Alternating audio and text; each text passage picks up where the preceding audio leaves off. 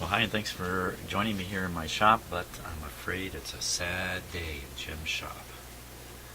Because although I have this switch installed here, it looks like somewhere along the way I did some damage to the radio.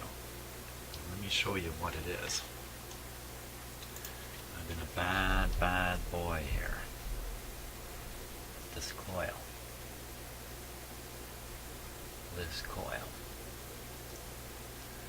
A little hard to see, but it sure looks like I blasted it with the drill, as much as I was trying not to. Or, when I was putting the switch in, I dragged these terminals across it. I don't know exactly when I did it. I've been poking away at it, so it doesn't look exactly the way it did. Oh man, I've cut 10 wires in there, and it's pretty hopeless to repair it. So, it's with a sad and heavy heart that I'm facing this situation here now. This coil is the oscillator coil. I'll take a look on the schematic here. Just give me one second.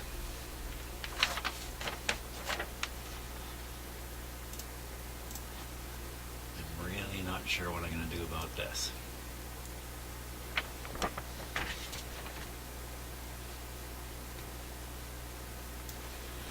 So here's what we see here.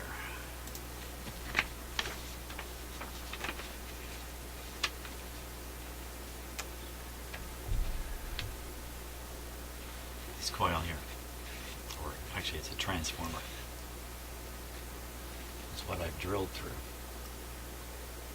And the way it works is one coil is paralleled with the tuning capacitor. It makes a resonant circuit.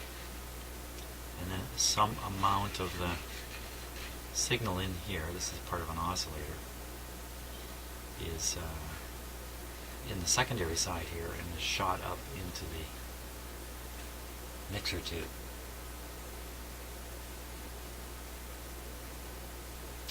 Well,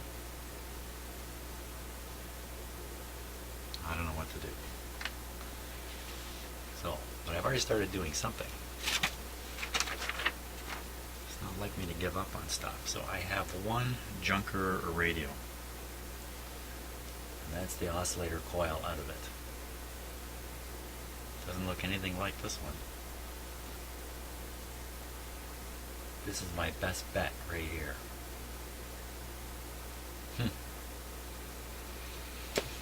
So I can think of 6 ways this won't work, but I don't have too many options here other than to get another Airline radio, which in the end that's what I may have to do in order to get another one of these parts.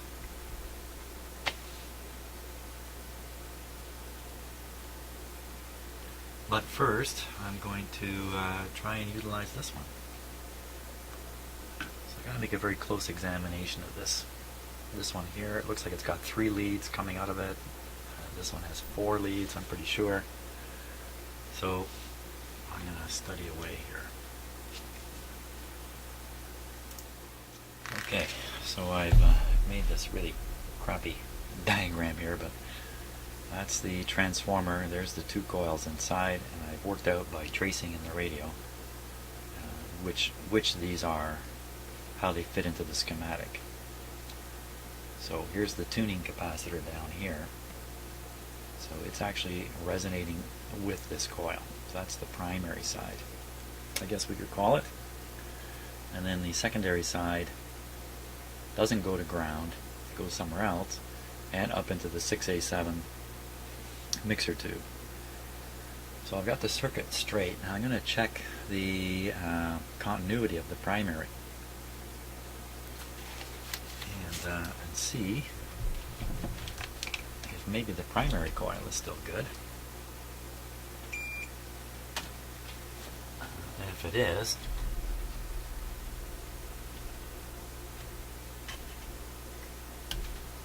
I'd be lucky.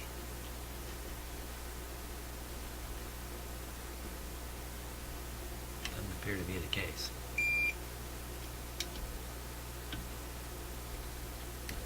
Luck is not with me. Well, how about the secondary side?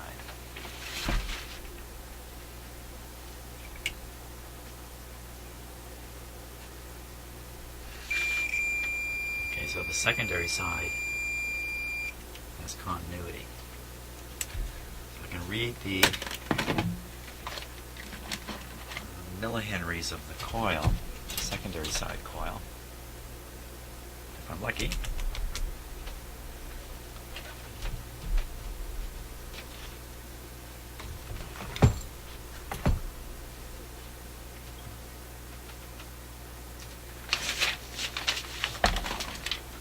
At least get that measurement, because it doesn't show on the schematic. It tells you what this part costs. It's a 30-cent part.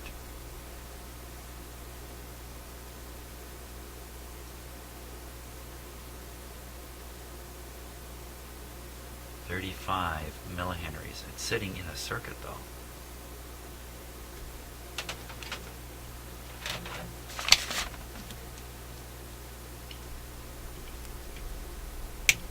No, it's not.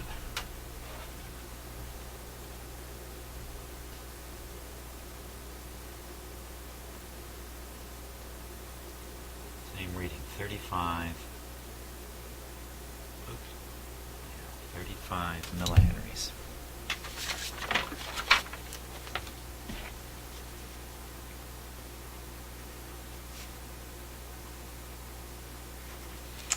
Okay.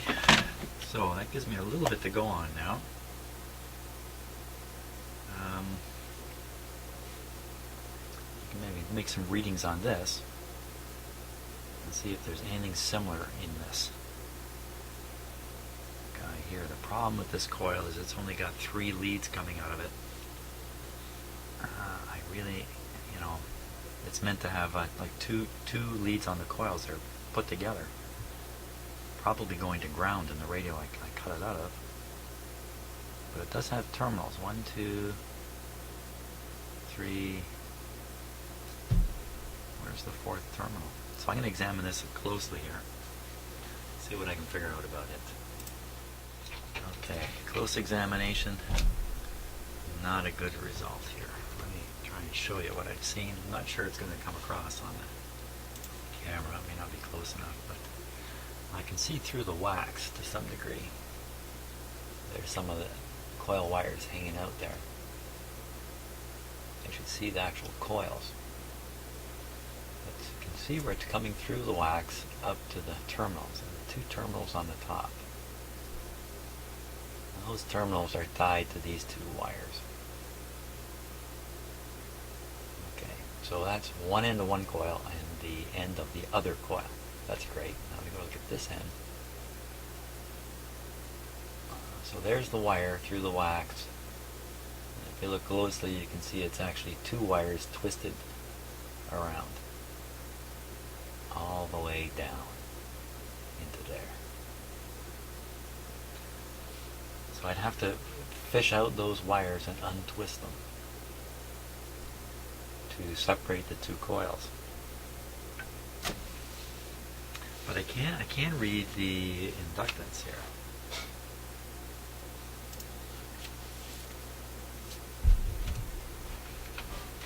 Let's try that.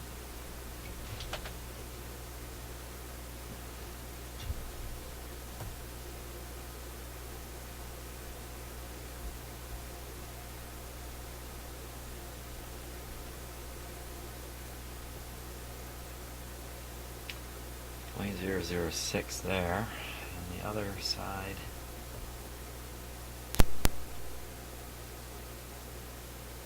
far and away from what I measured on that other coil.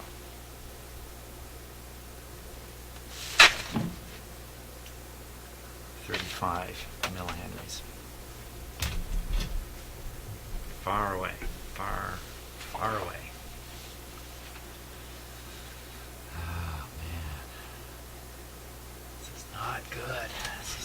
good situation here.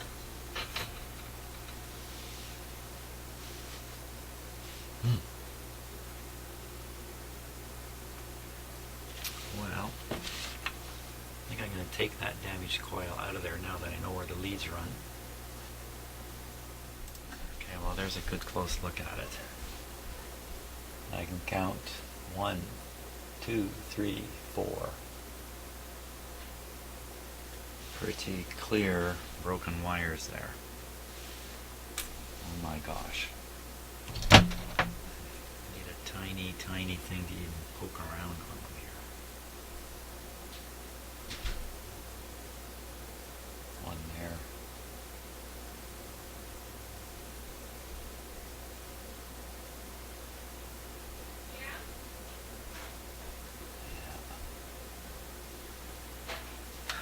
Being called away.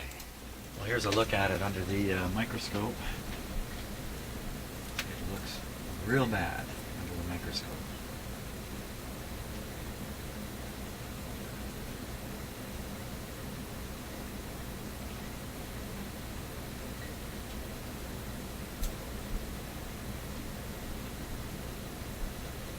I'm silent while I look at it here.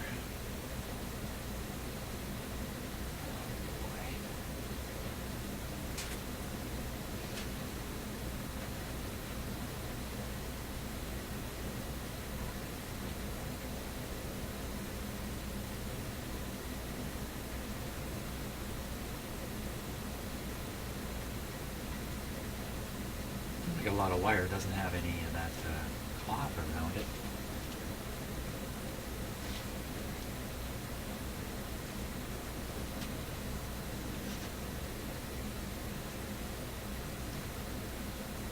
Now, this is an undamaged area.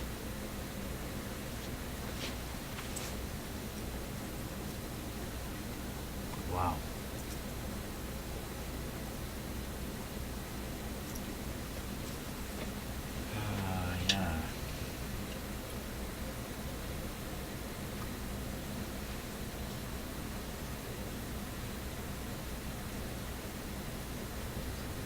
Higher magnification.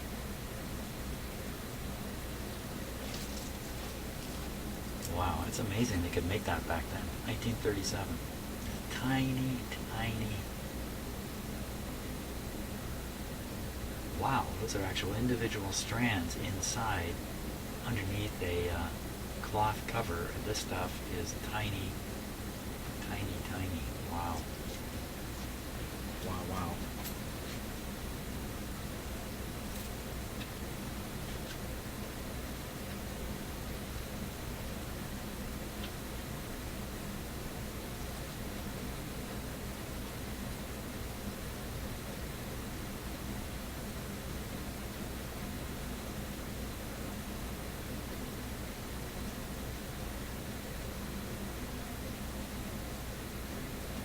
Looks like a solid conductor to me. Is it?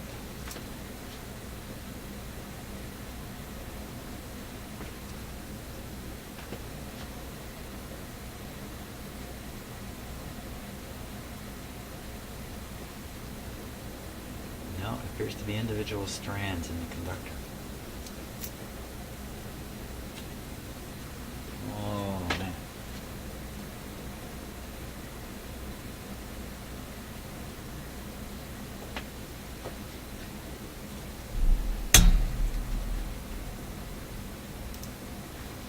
Thoughts were maybe I could find the two outside strands in between which some strands were damaged. I could forsake some of the inside, the in-between damaged coils, maybe 3-4 turns, and connect the two outside ones, the ones that are still have continuity back to the terminals, and just basically forsake 2 or 3 turns in the coil. Doesn't look very likely anymore to do that. So, I don't know what I'm going to do here.